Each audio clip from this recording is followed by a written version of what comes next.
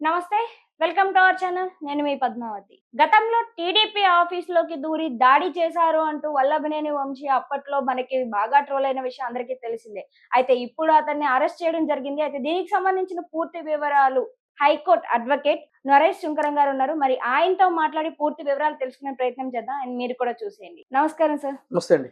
Sir మాజీ MLA Vallabhaneni Vamsi guarantee ఎవరికీ తెలియనిది ఎవరు లేరు. అయితే అతను గతంలో టీడీపీ ఆఫీస్‌లోకి దూరి మరి ఆఫీస్‌లో ఉన్న సభ్యుల మీద కావచ్చు, అక్కడున్న వస్తువుల మీద కావచ్చు దాడులు చేశారు అననేసి గతంలో మనకి చాలా వినిపించాయి. అయితే ఇప్పుడు ఆ కేసుకి సంబంధించి వంశీ గారిని అరెస్ట్ చేయడం అయితే జరిగింది. మరి దీన్ని మనం ఏ విధంగా చూడొచ్చంటారు? అయితే మీ లా ప్రకారం దీన్ని ఏ విధంగా తీసుకోవచ్చంటారు? ఆయన అరెస్ట్ చేసింది టీడీపీ ఆఫీస్ మీద దాడి చేసిన సంఘటనలు కాదమ్మా. దాంట్లో 88 మందికి పైగా ఉన్నారు అని చెప్పి అంటూ దాంట్లో కొంతమందిని అరెస్ట్ చేయడం అవును. జరిగింది. ఇప్పుడు కొంతమంది బెయిల్స్ కూడా తెచ్చుకోవడం జరిగింది. హ్మ్. అయితే ఆ యొక్క కంప్లెయింట్ ఇచ్చిన వ్యక్తిని బలవంతంగా కిడ్నాప్ చేసి, బెదిరించి భయభ్రాంతులకి లోన్ చేసి ఆ కంప్లెయింట్‌కి సంబంధించి ఒక అఫిడవిట్ ఏసాడు పోలీసు వాళ్ళ ముందు. అది తదుపరి కోర్టుకి వెళ్ళడం ద్వారా ఆ వ్యక్తిని బెదిరించాడు. కంప్లెయింట్ ప్రధానంగా ఉన్న వ్యక్తిని అని చెప్పి హుహు. ఆయన మీద ఆరోపణలు. దానికి సంబంధించి కిడ్నాప్ కేసు, అదే విధంగా ఎక్స్‌టార్షన్ అంటే ఒక వ్యక్తిని భయానికి, చావు భయానికి గురిచేసి అతని దగ్గర నుంచి ఏదైనా సరే ఒక వస్తువు గాని, డబ్బులు గాని తీసుకుంటే గనక ఎక్స్‌టార్షన్ అంటారు. అది అదే విధంగా కిడ్నాపు,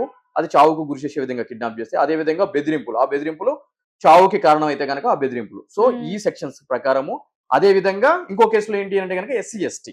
హ్మ్. సో, ఎవరైతే గనక దళితులు ఉంటారో వాళ్ళని పేరుతో కులంతో గాని, పేరుతో గాని, అదే విధంగా కొట్టినా గాని, ఈ విధంగా ఎటువంటి చట్ట వ్యతిరేకంకరంగా చేసిన అబ్యూజివ్ లాంగ్వేజ్ ఏదైనా ఉంటే, హ్మ్. దాని ప్రకారం ఈ 2 కేసులు రిజిస్టర్ అయినాయి కాబట్టి, ఆ 2 కేసులకి సంబంధించి విజయవాడ పటమట పోలీసులు ఈరోజు హ్మ్. ఉదయం అనేది అయన్ని అరెస్ట్ చేయడం జరిగింది. హ్మ్.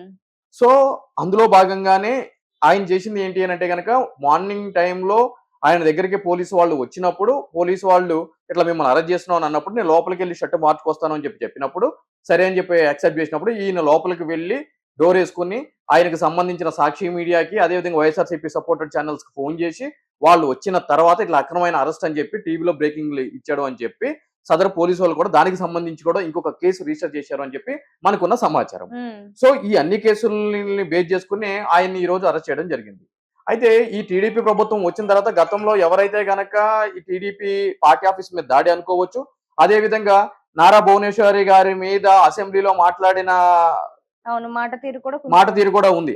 దానికి ఆ! సంబంధించి ఈయన కూడా దాంట్లో ఉన్నాడు. సో, హ్మ్. ఇవన్నీ చూసినప్పుడు ఏమైతది అంటే గనక ఈయన అరెస్ట్ ఇమ్మీడియేట్‌లీ ఉంటది అని చెప్పి అందరూ అనుకున్నారు. హ్మ్. కానీ ఇప్పటి వరకు కూడా ఎటువంటి అరెస్ట్ లేదు. దానికి సంబంధించి కూడా చంద్రబాబు గారి మీద, వారి మీద కూడా విమర్శలు రావడం అవును. జరిగింది. టీడీపీ పార్టీ అధికారంలోకి వచ్చిన తర్వాత కూడా ఎందుకని ఇతని మీద వెంటనే యాక్షన్ తీసుకోలేకపోయారంటారు? అంటే ఇంకా రాజకీయ బలం కూడా ఇతనికి ఉండడం వల్లంటారా? అంటే ఇప్పుడు వల్లభనేని వంశీ గారి విషయంలో గాని, అదే విధంగా కొడాలి నాని గారి విషయంలో గాని, ఈ విధంగా విషయంలో మనం చూసుకున్నట్టయితే గనక, హ్మ్. సామాజిక పరమైన అంశాలు కూడా తెర మీదకి వచ్చినటువంటి ప్రధానమైన అంశం అండి.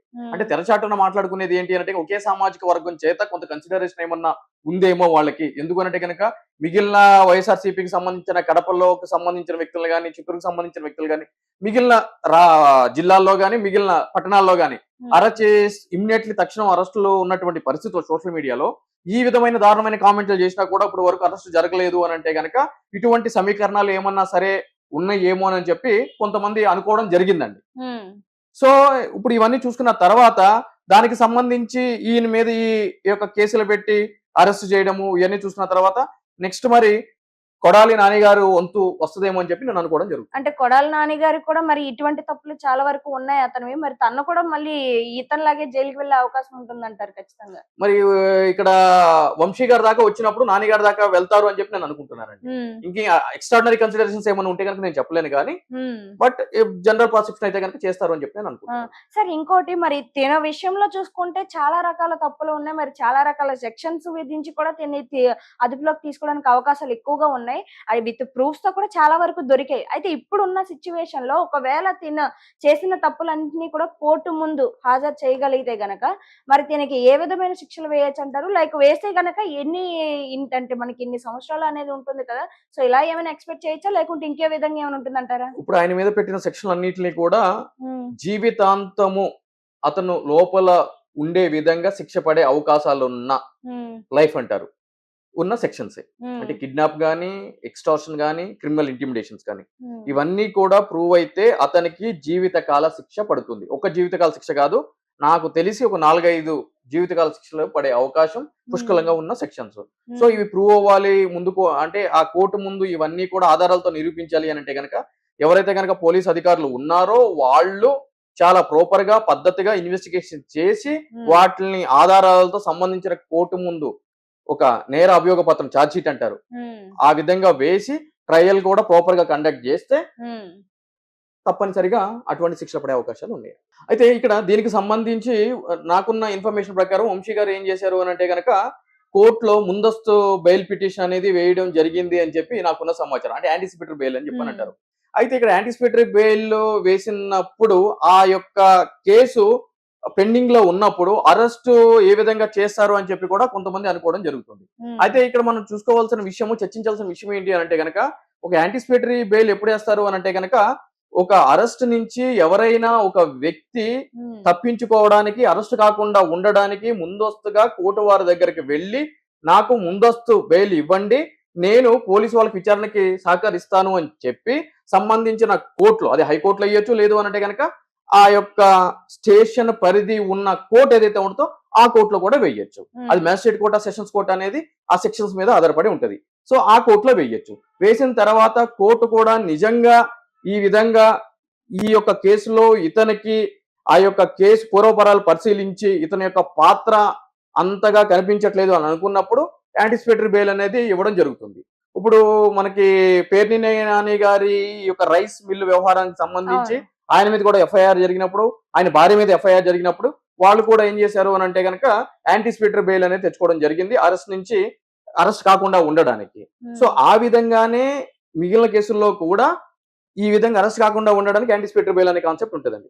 అయితే ఇది పెండింగ్ లో ఉన్నప్పుడు అరెస్ట్ చేయొచ్చు అంటే కనుక ఆబ్వియస్లీ ఏ కేసు పెండింగ్ లో ఉన్నా కూడా కోర్టు నుంచి ఎటువంటి ఉత్తర్వులు లేనప్పుడు అరెస్ట్ చేసే అధికారము పోలీసు వాళ్ళకి పుష్కలంగా ఉంటది కాబట్టి ఈయన విషయంలో కూడా అరెస్ట్ అనేది జరిగింది, అది పెండింగ్ లో ఉండగానే. ఇప్పుడు ఈయన ముందున్న తక్షణ కర్తవ్యం ఏంటి అని అంటే కనుక ఒకటి రెగ్యులర్ బెయిల్ అని చెప్పని అంటారు. సో రెగ్యులర్ బెయిల్ అనేది అప్లై చేసుకోవాలి. లేదు అని అంటే కనుక అతను అరెస్ట్ చేసిన ప్రొసీజర్ లో ఏమన్నా కూడా విధి విధానాలు పాటించకపోతే హైకోర్టులో క్వాష్ పిటిషన్ అనేది వేసుకోవాల్సిన పరిస్థితి ఏర్పడుతుంది. అయితే ఈయన చాలా కేసుల్లో ఉన్నాడు కాబట్టి ఒకసారి అరెస్ట్ చేసిన తర్వాత పీటీ వారెంట్ అనే కాన్సెప్ట్ తెర మీదకి వస్తుంది. సో దాని ప్రకారం ఏం చేస్తారు అని అంటే గనక మిగిలిన పోలీసు వాళ్ళు ఒకసారి జైలుకి వెళ్ళిన తర్వాత ఆ కేసులో మేము విచారించాలి అని చెప్పి మళ్ళీ అరెస్ట్ చేయడానికి అవకాశాలు పుష్కలంగా ఉన్నాయి కాబట్టి సో ఈయన ఏదో ఒక 5 రోజుల్లోనో 10 రోజుల్లోనో బయటికి వస్తాడు అనుకోవడానికి లేదు. సో మినిమం ఒక నెల రోజులు అయితే కనుక జైల్లో ఉండటానికి అవకాశాలు ఉన్నాయి. అదండి, విన్నారు కదా. అయితే నరేష్ సుంకరం గారు ఏం చెప్తున్నారు అంటే ఇప్పటి వరకు కూడా తన మీద ఉన్న సెక్షన్స్ అన్ని కూడా ప్రూవ్ చేయడానికి కానీ లేకుంటే ఈ కేసుకు సంబంధించిన పూర్వాధారాలన్నీ పరిశీలించడానికి కానీ కొంత టైం పడుతుంది. అలాగని వెంటనే బయటకి రావడానికి కూడా అవకాశం లేదు. మినిమం టు మినిమం ఒక 1 month వరకు ఆయన జైల్లో ఉండడానికి అవకాశాలు చాలా ఎక్కువగానే కనిపిస్తున్నాయి అని అంటున్నారు.